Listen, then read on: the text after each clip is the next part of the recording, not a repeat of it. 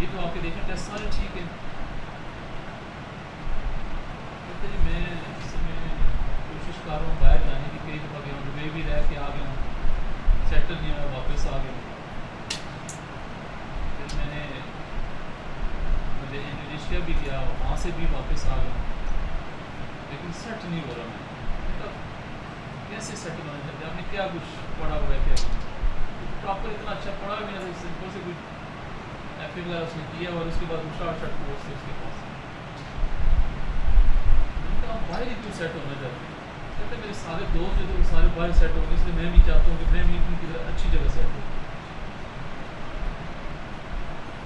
اچھا آپ تو اس کو یہی سمجھتے رہے کہ آپ ظاہر وہ اپنی ایک آئیڈینٹی بنانا چاہتا ہے, اپنے آپ کو پروو کرنا چاہتا ہے کہ میں کچھ کر کے دکھاؤں گا. اب یہاں آ کے تو ہم تھوڑا سا کنفیوز بھی تھا کیونکہ سارا کو ابھی سمجھ نہیں ہے, سارا کو پڑھا نہیں کرتا. نیٹرم وغیرہ میں آ کے پھنس جاتے تھے, نیٹرم دیں, نیٹرم کار دیں, نیٹرم ماس دیں, لیکن میں نے سے دیا کچھ بھی نہیں. جو سمپلی اس کی میں اپنے حساب سے جیسے چائنا بن گئی یا کارگو ویج بن گئی, سر جو میں سمپل لائک وغیرہ دیں. اچھا میں سے کسی ریلیف ملتا گیا, میں 50% ٹھیک ہو جی, اب میں 90% ٹھیک ہو جی. لیکن ایک ماہ بعد اب دوبارہ وہ میرے پاس آیا, درمیان میں گیپ ٹھیک کر دیا. اب آگے کہتے ہیں کہ میں کافی سارے میرے مسئلے ٹھیک ہیں, لیکن تھوڑا سا یہ مسئلہ رہتا ہے کبھی بھی میرا جو ہے وہ ٹھیک ہو جائے, سانس والا مسئلہ. پھر تمہاری ساری باتیں جو ہیں نا وہ ٹھیک ہو گئی ہیں, اب مجھے اصل مسئلہ بتاؤ ہے کیا تمہارا, کیوں تم اتنے پریشان رہتے ہو؟ کہتے ہیں یار میں آپ کو صحیح بات بتاتا ہوں کہ میرا ایک لڑکی کے ساتھ افیئر ہے, اور افیئر بھی اس طرح کیا ہے کہ وہ سیٹلڈ افیئر ہے. میرے پیرنٹس اور لڑکی کے پیرنٹس نے وہ سب کو پتہ ہے, میری اس سے بات چیت بھی ہوتی رہتی ہے, سب کچھ اس کے ساتھ انڈرسٹینڈنگ ہے. اب وہ لڑکی ہے یونیورسٹی لیول کی اور یہ لڑکا ہے میٹرک ایف اے بیس کے, کوئی خاص اس میں ایجوکیشن نہیں ہو سکتی.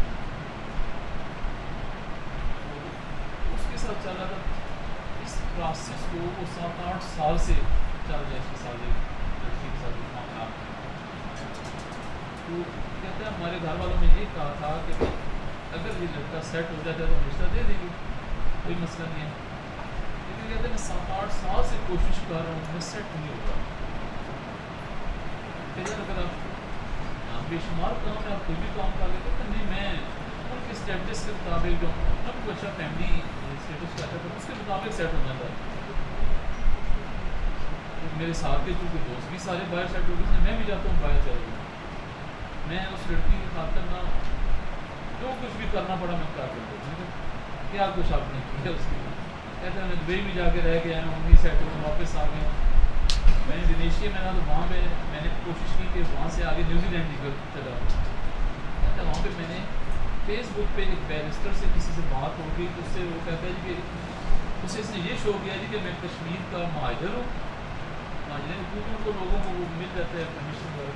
کہتا ہے کہ میں نے یہ شو کر کے کسی کہا کہ میں وہاں جانا چاہتا ہوں. اس نے کہا تم بہت چھوٹے بچے ہو, تم جھوٹ بول رہے ہو, تو ایسے نہ کرو, پھنس جاؤ گے, بری طرح پھنس جاؤ گے. کہتے ہیں میں نے اس کے لیے جو کہتے ہیں کہ میں نے بائی روڈ یونان تک جانے کے لیے بھی تیار ہو گیا تھا کہ میں بس جانا ہے, میں سیٹ ہونا ہے اس کی. مطلب اس حد تک وہ چیلنج دے رہا تھا.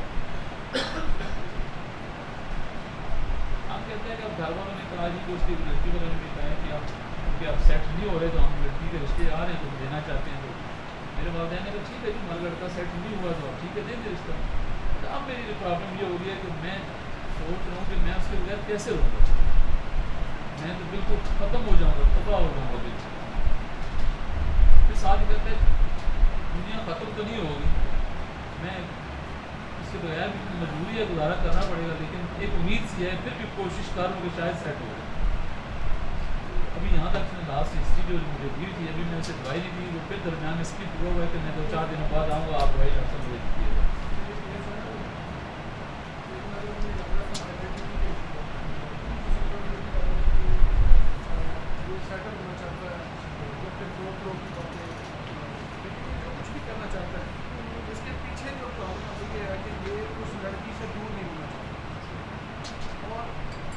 کسی بھی طریقے سے کچھ بھی کر کے کوئی بھی چارہ کر کے یہ جو سیپریشن ہونے جا رہی ہے اس کو ہولڈ کرنے کی کوشش کریں بورکس کی. تو اس کا جو ایٹیٹیوڈ ہے وہ سارے کا سارا سورے ٹائپ چیزیں بن رہی ہیں کہ آج دنیا ختم نہیں ہوئی ہے تو ٹیبلیٹس کے لیے کوشش کی یہ دیکھ ہیں. اچھا اس میں میں آپ کو بتاؤں کہ جب کبھی جب ہم اس سے کام کرنا شروع کرتے ہیں ہمیں بڑا دل کرنا پڑتا ہے دوائی دینے کی. ٹھیک ہے نا, میں نے خود بھی میں آپ کو ایکسپیرینس دوں اپنا کہ میں ادھر سمپٹم پڑھ رہے تھے بڑے پکے کریکٹرسٹک چیزیں پڑھی, ادھر میرا یہ چیزیں پڑھی تو نا دماغ تھوڑا سا دماغ قابل نہیں رہتا تھا. یار ضرور کے رہتے ادھر بڑی ویلڈ چیزیں جو گراہٹ لاجیکل ہیں جو ادھر تو ریلیونٹ چیزیں جیسے ابھی آ رہی ہیں.